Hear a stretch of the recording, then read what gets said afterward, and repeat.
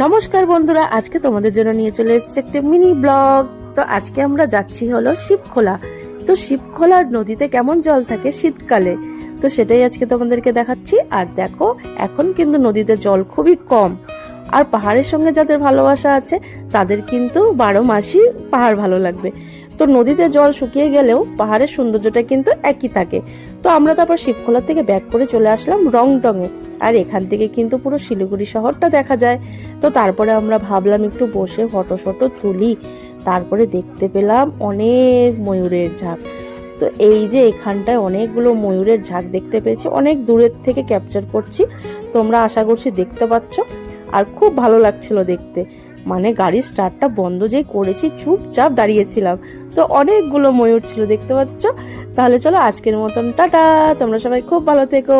আর mini ব্লগগুলো কেমন লাগছে অবশ্যই কমেন্ট করে জানিও।